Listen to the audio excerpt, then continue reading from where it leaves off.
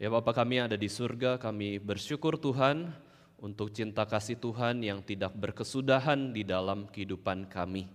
Terima kasih kami boleh diberikan anugerah iman yang boleh menyelamatkan kehidupan kami, yaitu iman yang kepada Tuhan Yesus Kristus, Sang Juru Selamat hidup kami. Kami juga bersyukur Tuhan boleh memelihara iman kami dengan setiap sarana-sarana anugerah yang sudah Tuhan berikan kepada kami, khususnya melalui gereja Tuhan. Kami berdoa Tuhan supaya kami boleh senantiasa bertumbuh di dalam Tuhan, kami senantiasa mencari kerajaan Engkau dan kebenaran kerajaan Allah ini. Kami menyerahkan Tuhan untuk anak-anak sekolah minggu yang akan masuk ke kelas masing-masing. Tuhan boleh memberikan pertolongan, berikan hati seorang murid untuk bisa belajar kebenaran firman Tuhan sejak mereka masih kecil. Dan berkati juga guru-guru sekolah minggu yang akan mengajar firman Tuhan. Karena kami juga menyerahkan Tuhan untuk khotbah kebaktian umum ini, Tuhan juga boleh menopang, berikanlah setiap kami hati yang takut akan Tuhan, karena takut akan Tuhan adalah permulaan pengetahuan, dan kami mau Tuhan sungguh-sungguh mencari wajah Tuhan di dalam kehidupan kami. Berkatilah pemberitaan firman Tuhan, baik pengkhotbah maupun kami semua yang mendengar. Di dalam nama Tuhan Yesus Kristus, penebus dan juru selamat kami yang hidup, kami sudah berdoa dan mengucap syukur. Amin. Silakan anak-anak sekolah minggu boleh masuk ke kelas masing-masing. Bapak Ibu Saudara sekalian, pada hari ini kita akan masih memperingati tentang Paskah. Kita akan merenungkan tentang kebangkitan Kristus.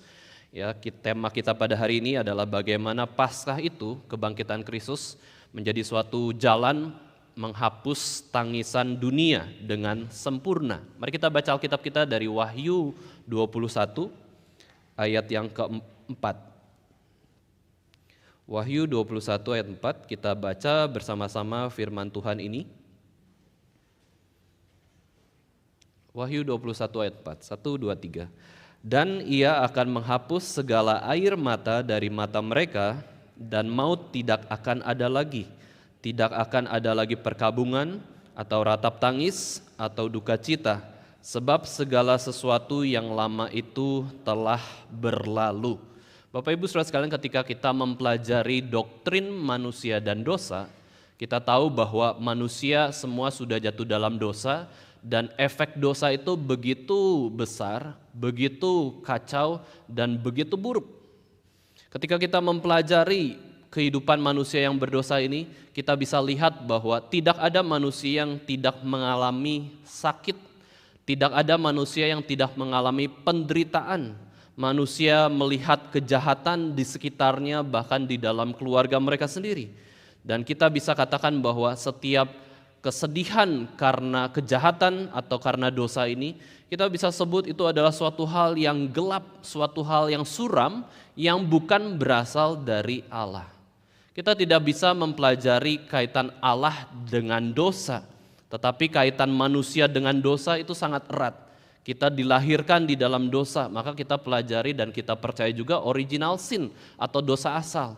Setiap manusia sudah jatuh dalam dosa, sudah mendapatkan murka Allah, mendapatkan kesengsaraan, mendapatkan kecelakaan. Karena apa? Karena kita sudah melanggar hukum-hukum Allah. Tapi ketika kita membandingkan diri manusia yang berdosa dengan Allah yang kudus, kita mendapati bahwa Allah itu kudus tanpa dosa dan Dia selalu baik. Allah adalah Allah yang maha baik, Allah tidak pernah melakukan kejahatan, Allah tidak pernah merencanakan kejahatan terjadi dalam diri hidup manusia atau berinisiatif agar manusia itu jatuh ke dalam dosa dan senang ketika manusia itu melawan dirinya sendiri. Allah bukanlah Allah yang jahat, Allah bukan pengarang dosa, Dia juga bukan orang atau pribadi yang menciptakan dosa. Dia adalah Allah yang suci, Allah yang maha baik sepenuhnya. Lalu ketika kita tanya dosa berasal dari mana kalau begitu? Bukankah Allah itu sumber segala sesuatunya? Bukanlah Allah yang menciptakan kita sebagai manusia? Nah, waktu Allah menciptakan manusia, ingat bahwa Allah itu tidak menciptakan manusia yang berdosa atau malaikat yang berdosa. Allah menciptakan manusia yang suci tanpa dosa dan juga malaikat yang tanpa dosa juga. Jadi dosa itu berasal dari mana? Dosa itu bukan berasal dari Tuhan. Dosa itu berasal dari ciptaannya yang melawan hukum-hukum Tuhan, yang melawan perintah-perintah Tuhan. Sehingga kita dapat simpulkan, Bapak Ibu sekalian, ada 3 hal yang menjadi efek dosa. di dalam kehidupan manusia. Yang pertama adalah kematian fisik. Kematian fisik adalah suatu bentuk efek dari dosa. Bukan hanya kematian fisik, kita bisa lihat bahwa ada 3 jenis kematian di dalam kehidupan manusia, yaitu kematian rohani dan juga kematian kekal. Itu semua karena kita sudah lakukan dosa, upah dosa adalah maut, upah dosa adalah mati, maka kematian bukanlah hal yang natural di dalam kehidupan manusia, bukanlah hal yang biasa, yang tidak efeknya bukan dari dosa, bukan ya. Kematian ini adalah efek dari dosa. Sehingga kematian Alkitab menjelaskan itu adalah musuh. Itu adalah sesuatu yang asing bagi manusia, sesuatu yang manusia tidak inginkan terjadi di dalam kehidupan manusia. Allah berkata kepada Adam ketika akhirnya Adam kalau melakukan dosa, maka upah dosa adalah maut. Pada hari kamu sombong, pada hari kamu tidak beriman kepada firman Tuhan, pada hari kamu memakan buah pengetahuan baik dan jahat, kamu pasti mati. Allah katakan demikian.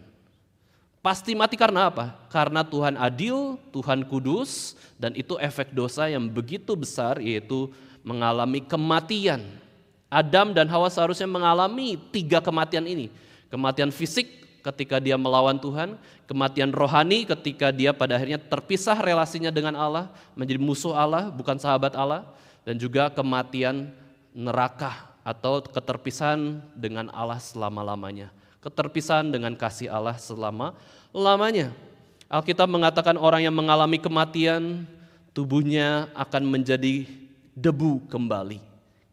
Ya, akan mengalami kerusakan dan juga kefanaan. Alkitab katakan bahwa orang yang lakukan dosa akan menghadap penghakiman Allah, yaitu mendapatkan upah dosa, yaitu maut. Sehingga kita merasakan bahwa efek dosa itu adalah suatu kematian. Nah, Bapak Ibu sekalian, Agustinus dari Hippo mengatakan bahwa dosa itu membuat kita terputus dari sang sumber hidup. Ya, ketika kita berdosa, kita sudah mati. Kita sudah terlepas dari Allah sendiri, ya bukan tanggung jawab Allah juga untuk memelihara kehidupan manusia yang berdosa. Manusia sudah selayaknya mati, ya pasti mati. Ini adalah bicara soal keadilan Tuhan. Tetapi kita bisa juga ibaratkan seperti pohon yang memiliki batang yang begitu besar, lalu itu ibaratnya itu Tuhan ya Bapak Ibu sekalian, kemudian ranting-rantingnya adalah kita. Nah ketika kita lakukan dosa, ya ranting itu terputus dari batang pohonnya, sehingga sementara ranting itu jatuh ke tanah, ranting itu masih hidup, daunnya masih hijau, batangnya masih kuat, tetapi lama-kelamaan efek dari terputus dari sumber kehidupan itu, lama-lama daun itu akan menjadi layu, menjadi kering, dan sudah mati. Kalau tidak ditancapkan kembali kepada sang sumber hidup, kalau tidak ditancapkan kembali kepada tanah, misalkan seperti itu ya. Maka Bapak Ibu sekalian, inilah efek dosa yang pertama, yaitu kematian. Yang kedua, ketika kita melihat dunia yang sudah jatuh dalam dosa ini, kita bukan hanya melihat keindahan dunia Bapa. Inilah duniahu. Wah, ini dunia Bapa yang begitu indah. Ada alam ciptaan, ada manusia. Tetapi ini juga dunia Bapa yang sudah kita rusak dengan dosa-dosa kita. Sehingga kita lihat sana penderitaan. Kita lihat sini ada peperangan, ada kesakitan, ada kelaparan, ada wabah, ada kejahatan, kriminalitas, ada korupsi, ada penipuan. Di mana-mana ada kejahatan dan dosa dan ada penderitaan. Sehingga kita bukan saja menganggap bahwa dunia ini dunia yang beautiful, dunia yang indah betul. Tetapi dunia ini juga adalah dunia yang menderita karena kita yang berdosa. Siapa di sini Bapak Ibu sekalian di dalam dunia ini yang tidak kebal terhadap sakit penyakit? Siapa yang tidak kebal terhadap tekanan dalam kehidupannya? Siapa yang tidak pernah ada kondisi di dalam kehidupannya itu stres, sakit, juga berkonflik dengan diri maupun sesama? Siapa juga kita yang tidak tahu bahwa di dalam dunia ini ada rumah duka? Ya, rumah duka ini kenapa manusia buat? Supaya manusia mendapatkan penghiburan, kekuatan, tetapi juga menyadarkan bahwa kita ini manusia yang berdosa. Kita menderita, ada kematian itu karena kesalahan dan dosa kita. Dunia yang sudah jatuh dalam dosa membawa kepada kekacauan dan kehancuran. sehingga ada penderitaan. Kalau tanpa pertolongan Tuhan, dunia ini tidak bertahan ribuan tahun dalam silsilah sejarah Adam dan Hawa dan sejarah manusia. Kalau Tuhan tidak kasih anugerah kepada Adam dan Hawa tetap hidup supaya dapat kesempatan bertobat, tetap memiliki hati nurani sekalipun hati nurani pun sudah tercemar oleh dosa, dunia ini sudah sejak kapan tidak ada. Karena manusia sudah melawan Tuhan dan juga merusak seluruh dunia ini. Maka kalau kita lihat bahwa kalau hidup kita masih bertahan hari demi hari, Bapak Ibu sekalian ya, kalau dunia ini saja masih bertahan hari demi hari, itu semua karena anugerah umum yang Tuhan berikan kepada semua manusia. Allah adalah kasih, Allah memberikan kasih-Nya, kehidupannya di dalam seluruh dunia ini supaya manusia pada akhirnya juga bisa mengenal Tuhan. Nah, efek yang ketiga Bapak Ibu sekalian yaitu kerusakan dan kehancuran. Ini adalah efek dari dosa. Bukti adanya sakit penyakit sehingga membuat tubuh manusia mati dan kemudian merusak menjadi debu, itu menunjukkan bahwa itu efek dosa terhadap tubuh. Tetapi juga ketika kita melihat manusia memiliki dua aspek dalam kehidupannya, yaitu bukan saja tubuh melainkan roh, roh ini juga rusak seluruh kehidupan dari roh tersebut. Pikiran kita semakin bobrok, perasaan kita juga tidak peduli perasaan Tuhan, kehendak kita juga adalah kehendak yang egois, bukan kehendak yang teosentris. Kita tidak peduli terhadap moralitas yang diajarkan oleh orang-orang lain di sekitar kita. Kita tidak peduli terhadap kebenaran. Karena apa? Manusia lemah, rohnya lemah, sehingga pada akhirnya sudah tercemar oleh dosa, sehingga manusia sangat mudah untuk melakukan dosa. Kita kalah terhadap musuh-musuh dari Tuhan sendiri, yaitu godaan iblis, kedagingan maupun juga keduniawian. Maka dari itu Paulus di dalam salah satu suratnya di kitab Roma itu mengatakan bahwa seluruh ciptaan, seluruh makhluk, seluruh manusia telah ditaklukkan kepada kesia-siaan. Semua manusia yang sudah jatuh dalam dosa ini ada keluhan di dalam kehidupannya dan sama-sama merasakan sakit. Sehingga kita bisa lihat kerusakan dan kehancuran ada di dalam diri manusia yang berdosa. Hati kita, roh kita ya bisa menjadi licik sekali. Alkitab mengatakan demikian. Hati kita bisa menipu, hati kita bisa keras, hati kita tidak peduli terhadap kebenaran dan terus melawan kebenaran dari Tuhan sendiri.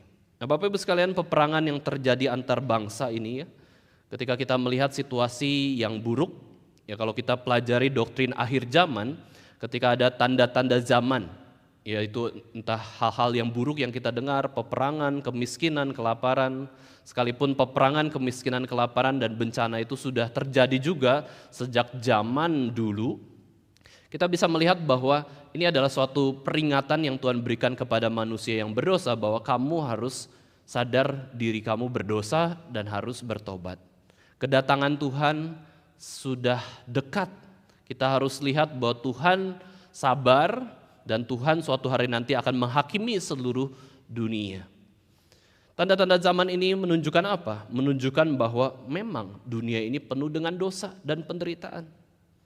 Kabar-kabar yang kita dengar, kabar-kabar buruk, itu menunjukkan bahwa kita ini lemah, kita butuh Tuhan, kita butuh pertolongan dari Tuhan sendiri. Dan waktu Tuhan sudah terus berjalan dan kita menanti kedatangan Yesus kedua kalinya kalau di zaman saat ini. Tapi orang-orang perjanjian lama ketika ada dengar kabar peperangan, ada kabar air bah, ada kabar hujan belerang api di Sodom dan Gomora, itu mereka itu diingatkan bahwa kedatangan Mesias juga akan pasti terjadi. Jadi dunia ini dibagi di dalam kedatangan Yesus Kristus. Ya, sebelum Yesus datang Allah jadi manusia, orang-orang perjanjian lama itu menanti kedatangan Tuhan juga, menanti kedatangan Mesias. Sehingga ada peperangan, ada kerusakan, kekacauan itu terjadi supaya kita sadar bahwa dunia ini bukanlah dunia yang kita akan hidup selamanya. Ya, Mesias akan datang, itu kedatangan pertama kali. Sedangkan ketika kita lihat sudah Yesus menyelesaikan karya keselamatannya, Yesus sudah naik ke surga, sekarang kita pun menanti kedatangan Yesus kedua kalinya. Dan ketika ada kabar perang, itu membuat kita apa? Membuat kita sadar bahwa ini tanda-tanda zaman bahwa Yesus pun pasti akan datang kedua kalinya, entah kapan waktunya. Nah, itu membuat kita semakin bergantung kepada Tuhan dan hidup kudus di hadapan Tuhan. Sehingga kita melihat dunia ini penuh dengan dosa, penuh dengan air mata, atau kita sebut adalah penuh dengan tangisan karena setiap dosa-dosa itu. Kita tahu sebagai orang yang kenal Tuhan, sebagai orang yang adalah pengikut Kristus, kepada siapakah kita bisa bersandar dan melepas semua tangisan maupun penderitaan dunia ini. Kita bisa katakan bahwa siapa yang bisa menyelesaikan masalah universal dunia akibat dosa ini? Jawabannya satu-satunya adalah Tuhan Yesus Kristus. Maka Yesus mengatakan di dalam kehidupan pelayanannya, marilah kepadaku semua yang letih lesu dan berbeban berat. Datanglah kepadaku, aku memberikan kelegaan. Aku memberikan pertolongan, penghiburan kepada kamu semua. Ini adalah undangan universal. Yesus mengundang semua orang, mau umat pilihan, mau bukan umat pilihan, datang kepadaku, aku memberikan kelegaan. Kenapa?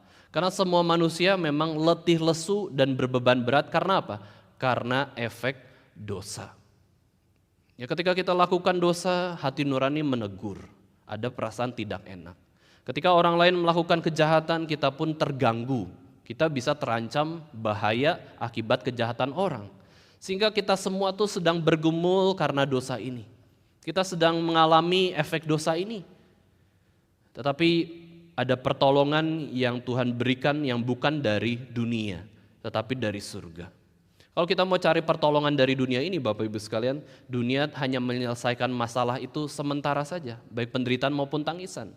Nah, orang-orang di dalam dunia ini mencoba berusaha menghapus tangisan dunia dengan hukum-hukum, aturan, budaya, supaya kejahatan itu ditekan dan tidak merajalela. Tetapi apakah kejahatan itu akan hilang dengan aturan yang begitu ketat dari pemerintahan atau dari budaya? Tidak, kejahatan tetap ada. Bahkan sembunyi-sembunyi, bahkan lebih licik lagi, orang tetap lakukan kejahatan tanpa diketahui oleh hukum. Lalu yang kedua, manusia berusaha untuk menyelesaikan tangisan, kesulitan, penderitaan dunia dengan mencoba terus mengatur perekonomian, bisnis yang maju. Tetapi Yesus sendiri sudah mengatakan bahwa kemiskinan atau orang-orang miskin pasti selalu ada di sekitar kamu. Kenapa? Karena dunia ini sudah jatuh dalam dosa. Bukan berarti kita tidak mengusahakan agar orang hidup sejahtera dan kemiskinan itu bisa dikurangi.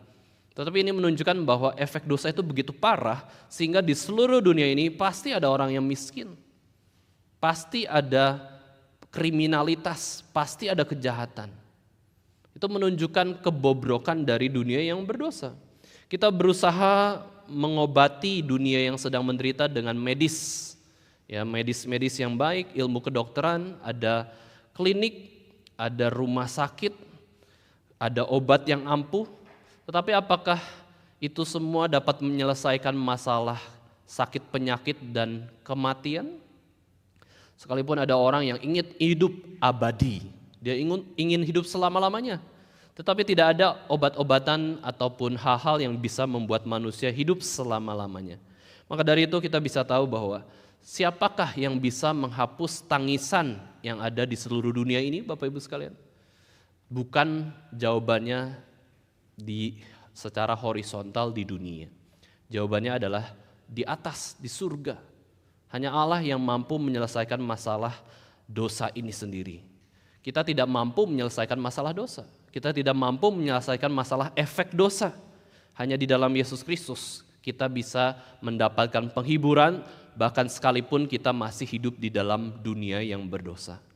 Yesus katakan, marilah datang kepadaku, aku akan memberi kelegaan, sekalipun kamu hidup di tengah-tengah dunia yang penuh dengan dosa. Surat Petrus mengatakan bahwa serahkanlah seluruh kekhawatiranmu kepada Tuhan, sebab Ia yang memelihara kamu. Penghiburan datangnya dari surga, bukan dari dunia. Kalau kita cari penghiburan dari dunia, biasanya itu penghiburan yang duniawi, bukan penghiburan yang dari Tuhan sendiri. Maka bagaimanakah Yesus menghapus dosa dunia? Ini yang pertama yang kita boleh lihat. Yesus menyelesaikan permasalahan dosa dunia ini dengan cara dia sendiri menanggung seluruh efek dosa. Yesus tanggung sakit penyakit, Yesus tanggung kehancuran tubuh, Yesus tanggung upah dosa yaitu maut. Ini adalah logika yang sangat fair, yang sangat adil. Meskipun ada orang yang mengatakan bahwa bagaimana mungkin Yesus itu mampu menghapus dosa dunia di dalam penderitaan yang begitu singkat, 1 hari dalam proses penyalipan itu, ya penangkapan sampai penyalipan sampai kematiannya di atas kayu salib. Bagaimana mungkin Yesus satu orang dapat menghapus seluruh dosa umat yang mau percaya kepada Yesus Kristus? Apakah itu adil? Tapi kemudian ada seorang pendeta bernama Paul Wasser katakan, Yesus itu jauh lebih berharga daripada seluruh orang Kristen yang ada di dalam dunia ini. Yesus itu jauh lebih berharga dari kita. Yesus itu jauh lebih berharga dari semua orang Kristen yang ada di dalam dunia ini. Maka ketika Yesus mati menanggung hukuman dosa kita, Yesus mampu menyelamatkan semua orang yang mau percaya kepada Yesus Kristus. Yesus jauh lebih berharga. Dia tidak berdosa, dia senantiasa taat ketika hidupnya di dalam dunia, menaati Bapa, menjadi misionaris yang terbesar sepanjang sejarah. Ya, dia merelakan dirinya mati bagi kita. Dan dia adalah sang juru selamat kita. Yesus mau menyelesaikan tangisan dunia ini dengan datang ke dalam dunia, menanggung tangisan dunia, supaya kita bisa lega. Maka Alkitab mengajarkan bahwa kita tuh dulu mati rohaninya, sekarang hidup. Kita dulu miskin rohaninya, sekarang kaya. Kita dulu tersesat, sekarang di jalan yang benar. Itu adalah berkat dari Yesus Kristus yang begitu limpah. Maka yang pertama kita bisa lihat bahwa bagaimana Yesus menghapus tangisan dunia, yaitu dengan cara via dolorosa. Via dolorosa itu apa? Via berarti the way, dolorosa berarti suffering. Dengan mengambil jalan penderitaan supaya bisa menanggung efek dosa itu sendiri. Filipi 2 ayat 7-8 mengatakan bahwa Yesus dengan kekuatannya dia tidak melepas, tidak memegang haknya sebagai Tuhan ya. Tetapi melainkan dia telah mengosongkan dirinya dan mengambil rupa seorang hamba dan menjadi sama dengan manusia. Dan dalam keadaan sebagai manusia ia telah merendahkan dirinya dan taat sampai mati, bahkan sampai mati di kayu salib. Ini Filipi 2 ayat 7-8.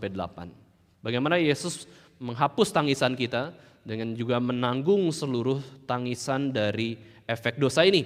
Maka Alkitab mengatakan bahwa Yesus adalah hamba yang menderita. Hamba yang menderita, dia alami penderitaan yang seharusnya dia tidak terima, tetapi yang seharusnya kita alami atau kita mendapatkan kematian kekal, yang mendapatkan neraka, Yesus tanggung itu semua demi kita supaya kita tidak mengalami kematian kekal.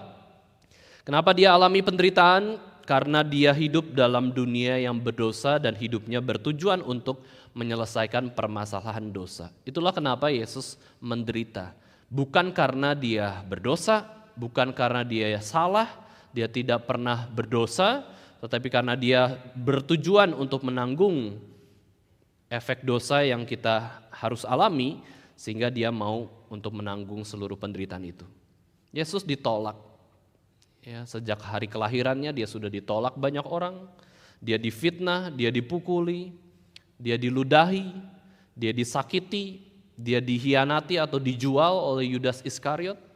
Yesus betul-betul dibenci oleh banyak orang, dia betul-betul mau dibunuh orang, ditangkap seperti penjahat, mengalami begitu banyak penderitaan, dan di Taman Getsemani dia betul-betul mengalami pergumulan yang begitu besar, karena pada akhirnya harus menanggung hukuman dosa yang paling berat, yang seharusnya dia tidak terima, tapi dia rela. Maka kemudian Yesus ditangkap, kemudian Yesus dijatuhkan hukuman mati, yaitu hukuman salib, setelah sebelumnya Yesus disesah, dicambuk dengan cambuk yang begitu keras dan tajam. Ya, ada cambuk yang ada talinya, yang kemudian di ujung-ujungnya ada serpihan tulang maupun serpihan kaca. Dia tanggung secara fisik dosa tersebut, dia tanggung juga hukuman dosa itu secara rohnya, dan di atas kayu salib Yesus dipakukan, baik tangan maupun kakinya, dan kemudian dia menyerahkan hidupnya kepada Bapa di surga dan mengatakan bahwa itu semua sudah selesai. Seluruh hukuman dosa yang harus ditanggung manusia itu sudah selesai ditanggung oleh Yesus Kristus. Yesus Kristus menyerahkan nyawanya kepada Bapa di surga, ya, dan mempersembahkan dirinya sebagai korban penebusan bagi banyak orang. Maka ketika kita di dalam Kristus, kita mendapatkan keselamatan yang begitu indah ini. Yesus menderita, dia menghapus dosa dunia. Dan ketika kita mengingat ya seruan dari Yohanes Pembaptis, Bapak Ibu sekalian, lihatlah anak domba Allah yang menghapus dosa dunia. Kita tahu bahwa sebenarnya seluruh penderitaan kita yang terlampau besar itu sudah ditanggung oleh Yesus Kristus di atas kayu salib melalui kematiannya. Nah, Yesus adalah korban persembahan yang hidup, dan Yesus adalah jalan pengampunan bagi manusia yang berdosa. Nah, Bapak Ibu sekalian, Yesaya 53 mengatakan bahwa Yesus tanggung penyakit kita. Yesus pikul kesengsaraan kita, Yesus ditikam oleh pemberontakan kita, Yesus diremukkan oleh karena kejahatan kita. Sehingga hidup Yesus adalah hidup yang bukan untuk dirinya sendiri, hidup yang bukan egois, tetapi hidup yang menggantikan penderitaan kita. Hidup yang demi ketaatannya kepada Bapa di surga dan demi kasihnya kepada umatnya yang sudah jatuh ke dalam dosa. Itulah kehidupan Yesus Kristus. Inilah cara pertama bagaimana Yesus menyelamatkan kita yang berdosa, kita yang punya tangisan, kekhawatiran tentang hidup yang akan datang. Apakah saya masuk surga atau neraka? Yesus sudah tanggung neraka. Sekarang kamu yang di dalam Kristus pasti masuk surga. Apakah kita masih menangis lagi? Kalau kita meninggal dunia, wah nanti saya masuk neraka, saya takut, saya tidak yakin masuk surga. Tidak ada tangisan itu bagi orang Kristen yang sungguh-sungguh kenal dan percaya kepada Yesus Kristus. Yesus hapus tangisan itu dengan sempurna.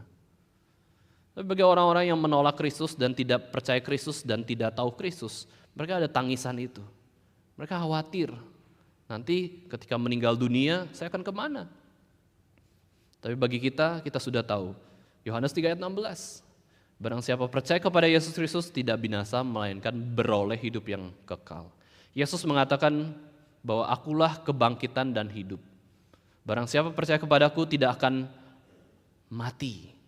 Dia akan memperoleh kehidupan. Dan Yesus menanggung hukuman kita itu menghasilkan keselamatan yang begitu sempurna. Tidak ada yang bisa menggagalkan keselamatan yang Yesus kerjakan dan berikan kepada kita. Kalau ada yang bisa menggagalkan, berarti Yesus bukan Allah. Yesus menghapus neraka di dalam kehidupan yang percaya kepada Yesus Kristus. Bukankah ini sukacita yang tidak bisa diambil oleh apapun di dalam dunia ini, Bapak Ibu sekalian? Bukankah ini sukacita yang tidak bisa diambil oleh penderitaan, peperangan, kemiskinan, sakit penyakit, kekhawatiran hidup kita, Bapak Ibu sekalian? Ini sukacita kekal. Kitab Roma mengatakan tidak ada yang bisa memisahkan kita dari kasih Kristus. Entah itu pemerintah-pemerintah, entah itu kuasa-kuasa, roh-roh jahat, dosa sekalipun, ketika Yesus sudah menyelesaikan seluruh karya keselamatannya di atas kayu salib. Itu cara pertama. Cara kedua, bagaimanakah Yesus menghapus tangisan dunia adalah 1 Korintus 15 ayat 3-4. Saya akan bacakan ya.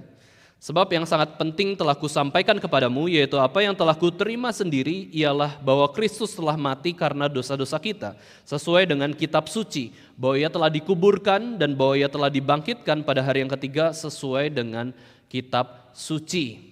Yesus menghapus tangisan dunia atau penderitaan efek dosa itu dengan cara apa? Kebangkitannya dari kematian.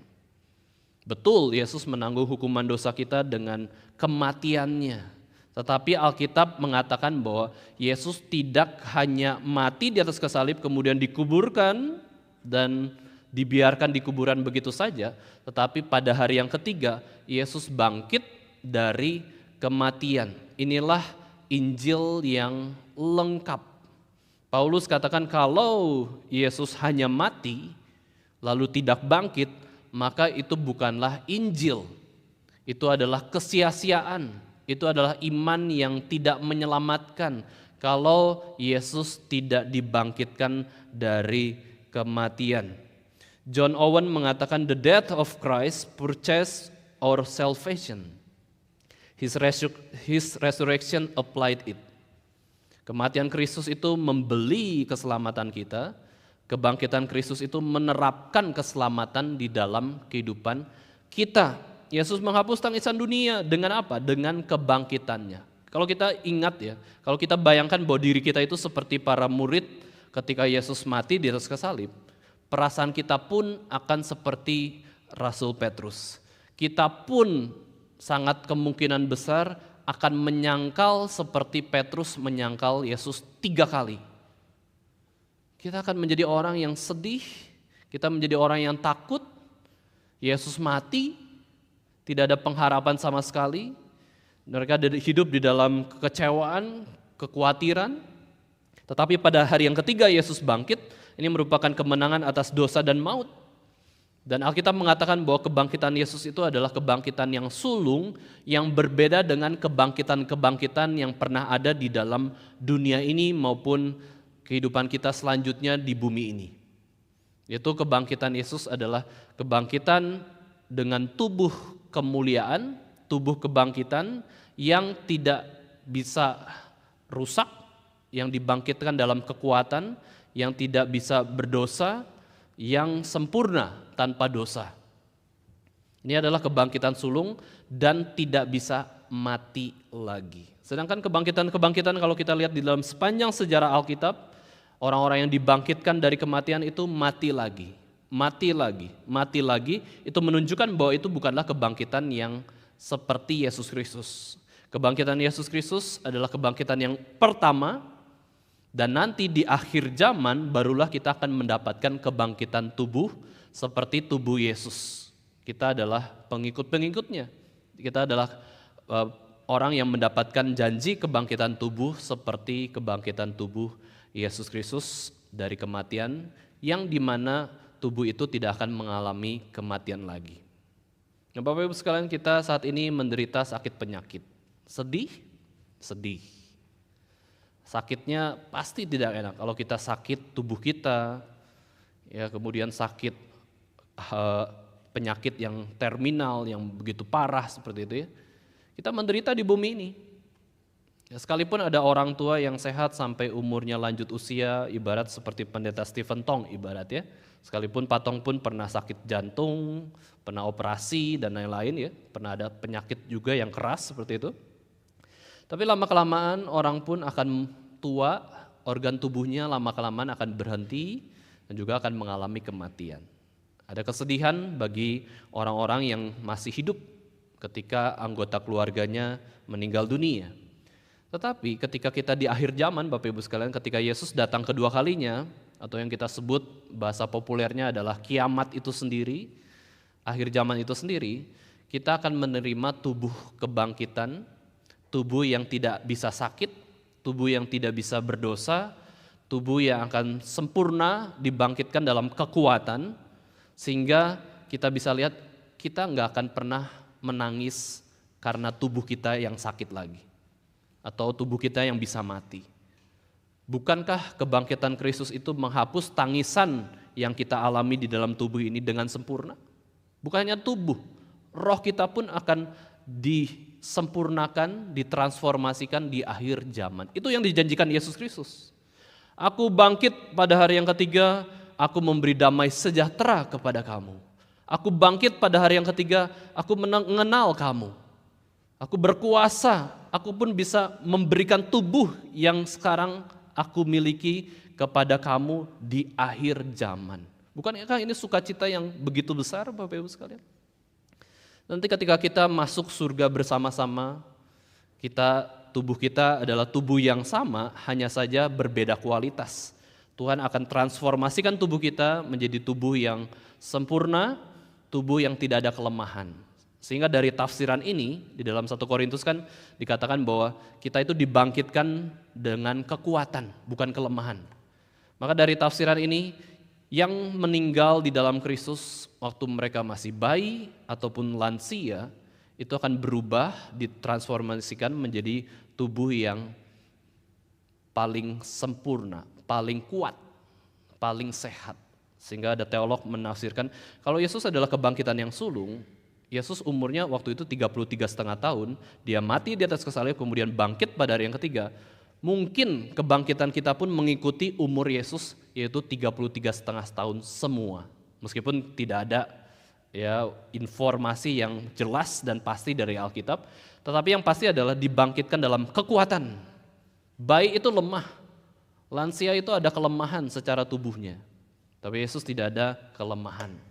Kita akan mendapatkan tubuh yang seperti demikian, tubuh yang cocok untuk hidup di dalam surga yang begitu kekal, tidak ada ratap tangis, tidak ada perkabungan, tidak ada duka cita karena efek dosa. Kita akan ditransformasikan supaya kita cocok hidup di dalam surga atau bumi yang Tuhan berikan, yaitu bumi yang baru itu sendiri. Wah, ini adalah sukacita yang besar.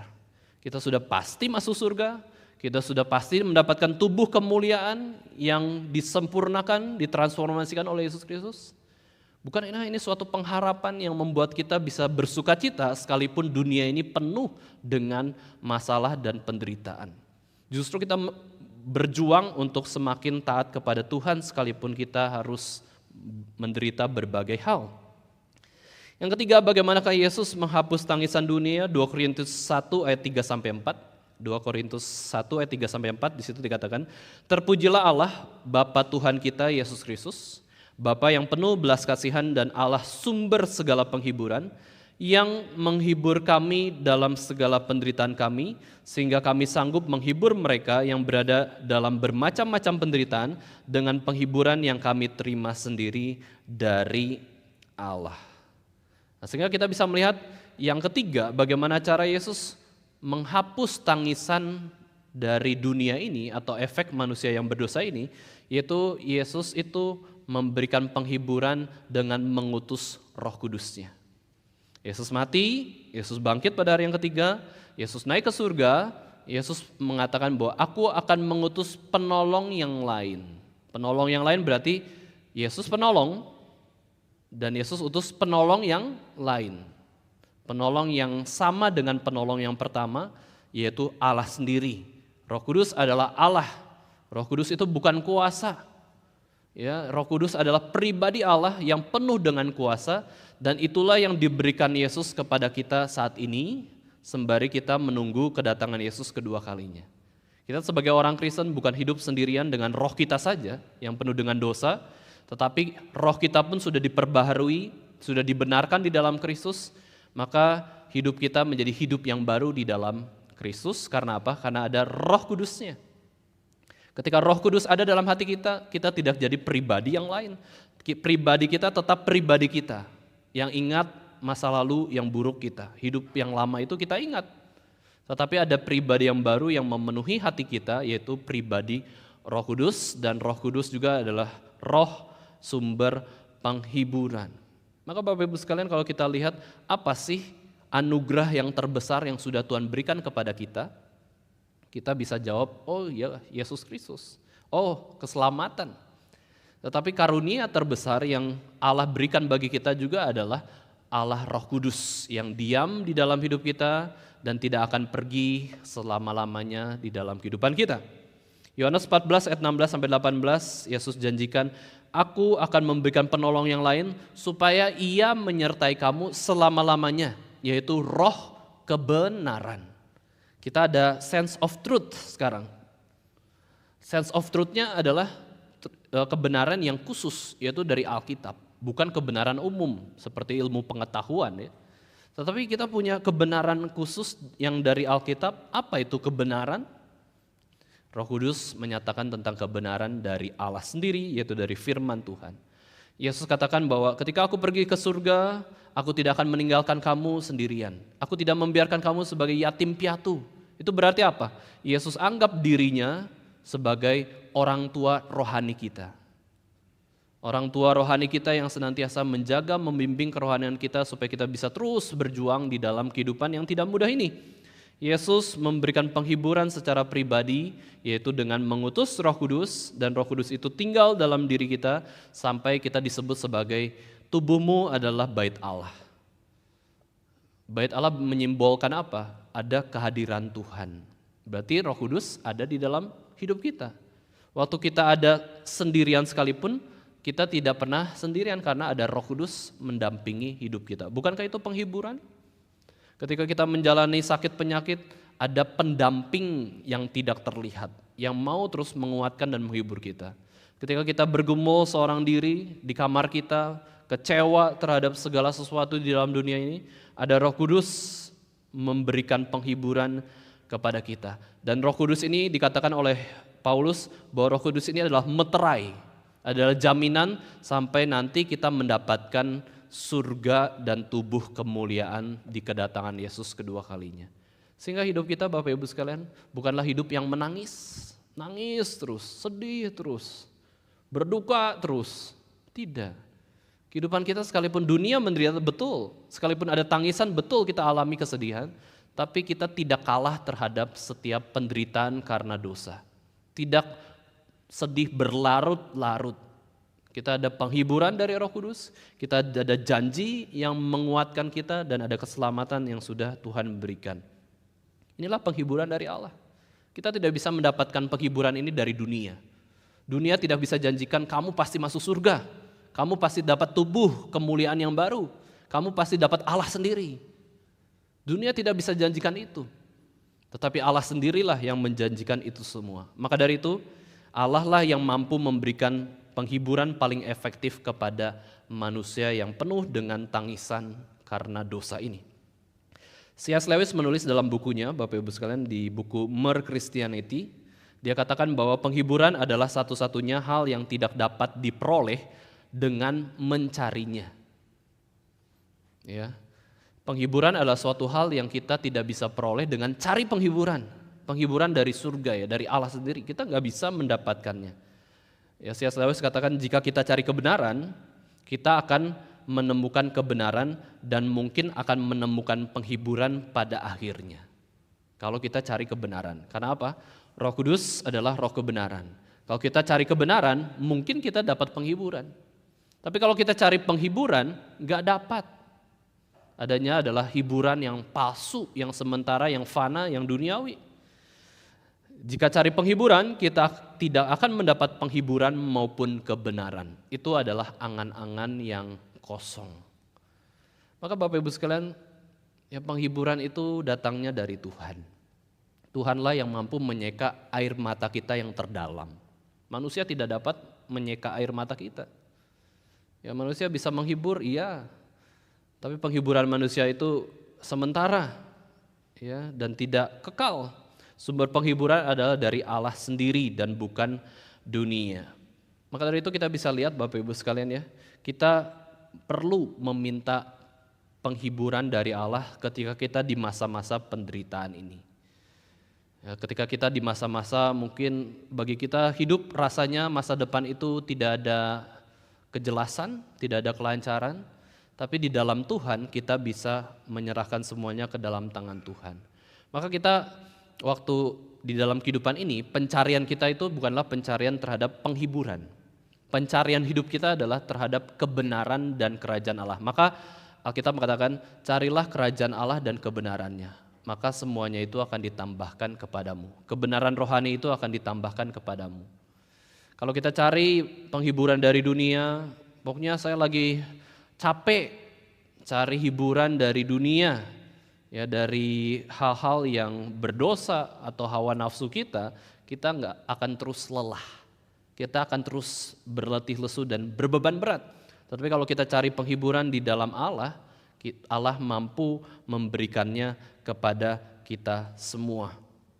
Dan di sini, ya, di dalam 1 Korintus itu dikatakan dengan suatu hal yang luar biasa bahwa kita pun mampu menghibur orang-orang yang lainnya di dalam penderitaan mereka. Bukan berarti kita mampu memberikan penghiburan, tetapi itu karena Tuhan sudah menghibur kita terlebih dahulu, lalu kita estafetkan penghiburan dari Tuhan sendiri kepada orang lain di sekitar kita.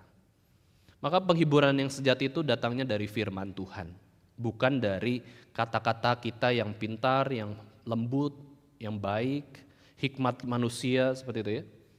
Maka waktu kita di rumah duka Bapak Ibu sekalian ya, kita kalau di dalam tradisi ibadah Kristen, kita adakan terus 4 jenis ibadah. Ya, herannya 4 ibadah tuh pasti kita coba usahakan. Ya, 4 kali ibadah, mulai dari ibadah penutupan peti, kemudian ibadah penghiburan, lalu ibadah pelepasan jenazah, lalu di pemakaman ibadah lagi. 4 kali langsung ibadah untuk orang yang sedang berduka. Kenapa? Karena kita tahu bahwa sumber penghiburan itu dari firman Tuhan, dari Injil itu sendiri. Injil lah yang mampu memberikan penghiburan bagi manusia yang berdosa. Yesus di surga akan menggembalakan kita senantiasa dan juga menghapus segala air mata kita. Roh Kudus jaminan bagi kita sampai kedatangan Yesus kedua kalinya. Yesus menjamin penghiburan itu pasti ada di dalam Roh Kudus, di dalam Allah sendiri. Nah, Bapak Ibu sekalian, di website Desiring God itu ada artikel tentang seorang penulis. Ya, dia menuliskan suatu tema tentang penghiburan seperti itu ya. Dia katakan bahwa dia menghadiri suatu pemakaman seorang wanita muda yang cantik, yang baik. Dia Kristen juga. Dan itu adalah suatu pemakaman yang sangat menyedihkan karena apa? Karena ibunya masih hidup, ya, tetapi anaknya sudah dipanggil duluan oleh Tuhan.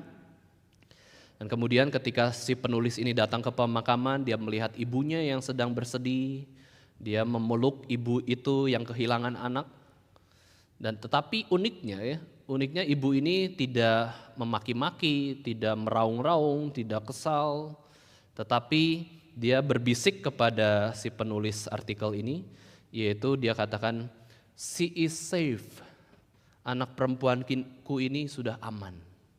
Padahal ya pergumulan si ibu ini tuh begitu berat. Ketika tahu anak perempuannya itu meninggal dunia, dia sampai tidak bisa tidur berhari-hari. Karena ada suatu pengalaman, salah satu pengalaman yang sangat menyedihkan dalam kehidupan manusia, di dalam kehidupan keluarga manusia. Ya, banyak hari-hari sulit dan juga ketika dia berusaha menguburkan jenazah putrinya itu sangat berat sekali. Ini adalah pergumulan yang berat, yaitu ketika orang tua kehilangan anaknya. Ya, anaknya masih muda, orang tua sudah berumur kayak gitu ya. Kenapa Tuhan panggil anaknya? Tetapi di dalam pergumulannya itu dia dihibur oleh Tuhan sendiri. Dia dapat firman Tuhan dan firman Tuhan menyatakan bahwa orang-orang yang sudah meninggal dunia saat ini, yang di dalam Kristus sudah bersama dengan Tuhan di surga, sudah di rumah Tuhan, ya, bersama dengan Tuhan dan dia aman dalam pemeliharaan Tuhan. Itulah yang menghibur si ibu yang kehilangan anak ini. Nah, kemudian si penulis artikel itu membuat satu topik, yaitu kalimat penghiburan. Dia katakan bahwa ada 6 kata yang dapat menjadi kekuatan di dalam kehidupan kita ketika kita menghadapi efek dosa, suatu penderitaan yang terjadi dalam hidup manusia, yaitu dia katakan, I can trust God with this. Ya, I can trust God with this. Aku bisa mempercayakan kepada Allah terhadap segala sesuatu yang terjadi di dalam kehidupanku maupun kehidupan dunia ini. Aku dapat mempercayakan kepada Allah tentang waktu maupun cara kematian diriku sendiri, maupun juga anggota keluargaku yang meninggal. Hidup mati di tangan Tuhan kok. Kita lahir karena Tuhan, kita mati pun sudah di dalam kedaulatan Tuhan, di dalam waktu Tuhan. Maka aku dapat mempercayakan kepada Allah tentang waktu dan cara kematian diriku sendiri maupun orang yang dikasihi. Aku dapat mempercayakan kepada Allah tentang masa depanku yang aku tidak tahu. Ya, aku tidak tahu masa depanku bagaimana, toh buktinya kita sudah hidup berapa tahun Bapak Ibu sekalian? Kita masih meragukan penyertaan Tuhan dalam tahun-tahun kehidupan kita. Kita sudah hidup 50 tahun kok. 60 tahun kita masih meragukan Tuhan tidak bisa menyertai kita 50 tahun, 60 tahun ke depan. Kita sungguh imannya kecil. Ya, aku dapat mempercayakan kepada Allah tentang pertanyaan-pertanyaanku yang membingungkan dan belum terjawab. Ada pemuda Kristen itu yang datang ibadah, datang PA, supaya apa? Bukan untuk menyembah Tuhan, supaya pertanyaan dalam pikirannya itu dijawab. Itu cara ibadah yang salah. Ya, cara ibadah yang salah berarti apa? Berfokus pada pertanyaan saya dijawab. Egois sekali. Ya, ibadah itu datang untuk sujud menyembah Tuhan, menyenangkan Tuhan. Kalau tidak mengerti, ya kita minta Tuhan mengertikan, tetapi itu bukan jadi utama kenapa kita datang beribadah kepada Tuhan. Yang penting ngerti, yang penting dapat sesuatu dari Tuhan. Kita datang ibadah gak dapat apa-apapun, gak masalah kalau kita menyembah Tuhan. Yang penting apa? Tuhan senang, Tuhan dimuliakan.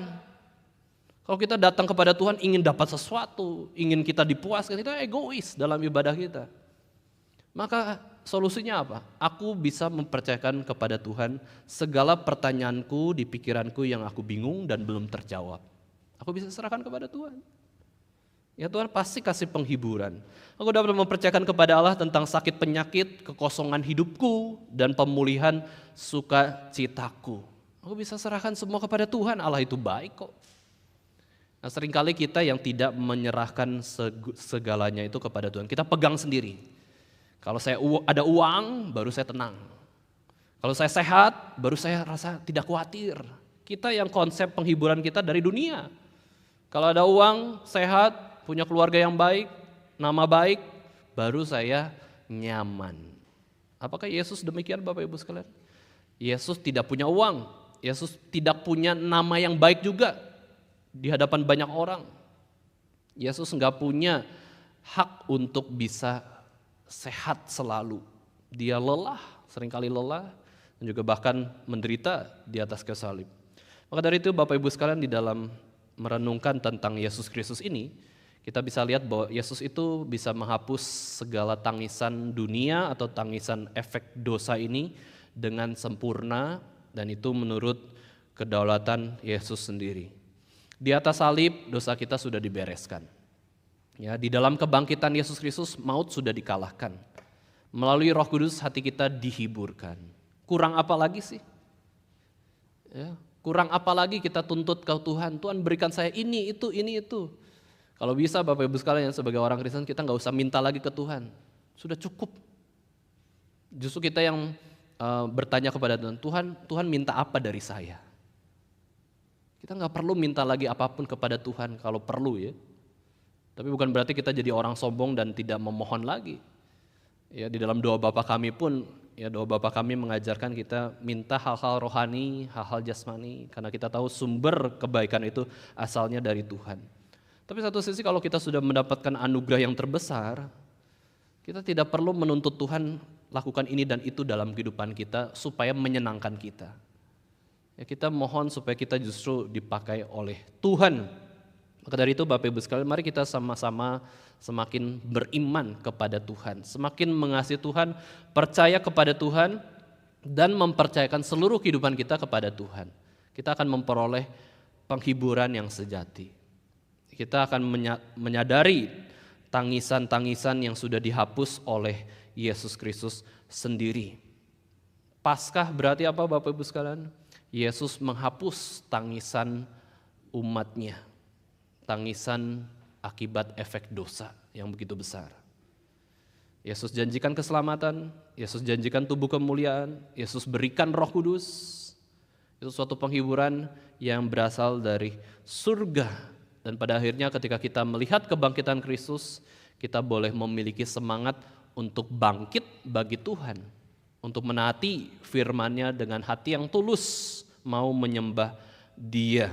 Kiranya kita boleh berdiri teguh dan tetap setia, sekalipun kita pun tentu tidak akan hidup dalam jalan yang mudah. Kita ada kesulitan Bapak Ibu sekalian, tetapi kekuatan Injil lah yang memberi kekuatan kita untuk senantiasa memuliakan Tuhan. Ada ayat yang saya dapatkan ya, Amsal 10 ayat 25, itu dikatakan bila taufan melanda, lenyaplah orang fasik. tetapi orang benar adalah alas yang abadi. Hanya suatu ayat yang menguatkan kita ya. Taufan itu bisa kita katakan itu penderitaan, tetapi ada penafsir mengatakan taufan adalah penghakiman Tuhan. Final judgment, yaitu di akhir zaman Tuhan akan menghakimi seluruh orang, baik yang hidup dan yang mati, Kristen dan non-Kristen. Tuhan akan hakimi dengan adil dan kekudusannya. Orang fasik akan terhapus, akan lenyap, masuk ke dalam neraka yang sudah Tuhan sediakan. Tetapi orang benar adalah alas yang abadi. Orang benar tetap berdiri dengan tegap menghadap Tuhan dan mendapatkan janji dari Tuhan sendiri untuk memperoleh hidup yang kekal. Alas yang abadi akan berdiri selama-lamanya di hadapan Tuhan yang penuh kasih. Ini adalah janji Tuhan. Maka dari itu Bapak Ibu sekalian, jangan sampai kita dikalahkan oleh godaan iblis. Jangan sampai kita menyia-nyiakan anugerah Tuhan, padahal Tuhan sudah kasih penghiburannya begitu limpah. Janganlah cari hiburan dari dunia ini. Dunia tidak bisa menghibur kita. Carilah penghiburan dari Allah sendiri. Dan kita juga mau dipakai untuk menjadi alat penghiburan bagi sesama kita. Bukan karena kita mampu atau hebat, melainkan karena kita sudah terima penghiburan dari Allah sendiri, kita nyatakan firman Tuhan kepada sesama kita di dunia ini. Mari kita sama-sama berdoa kepada Tuhan. Ya Bapa kami ada di surga, Allah sumber penghiburan, Allah yang sudah menyeka setiap air mata kami semua. Terima kasih kami yang bergumul di dalam dosa-dosa kami, boleh menemukan solusi hanya di dalam Yesus Kristus. Di salib Kristus, dosa-dosa kami dibereskan. Di dalam kebangkitan Kristus, kuasa dosa dan maut sudah dikalahkan. Dan Yesus yang sudah naik ke surga pun sudah memberikan kami karunia yang terbesar, yaitu Roh Kudus. Ajar kami Tuhan untuk bersyukur atas pemberian yang begitu besar yang Tuhan berikan kepada setiap kami. Kami berterima kasih atas keselamatan. Kami berterima kasih atas janji Tuhan di akhir zaman kami akan memperoleh tubuh kemuliaan. Kami juga bersyukur bahwa kesetiaan Tuhan begitu sempurna di dalam kehidupan kami. Sekarang kami mau Tuhan, kami yang sudah diselamatkan ini, kami kemudian setia melayani Tuhan, setia mengikuti Yesus. Kami mau menyangkal diri, kami mau memikul salib, kami mau ikut Yesus kemanapun Yesus memimpin kehidupan kami. Karena hidup kami adalah Kristus. Dan kami juga mengakui bahwa kematian kami pun adalah keuntungan, karena kami pun bisa bertemu dengan Yesus dengan lebih cepat. Kami berdoa Tuhan supaya di waktu kehidupan kami saat ini kami bisa terus mengikuti Yesus dan juga dipakai Tuhan untuk mengembangkan seluruh talenta yang sudah Tuhan berikan kepada kami. Berkatilah Tuhan, bermurahlah kepada setiap kami semua. Dalam nama Tuhan Yesus kami sudah berdoa dan bersyukur. Amin. Mari kita bangkit berdiri.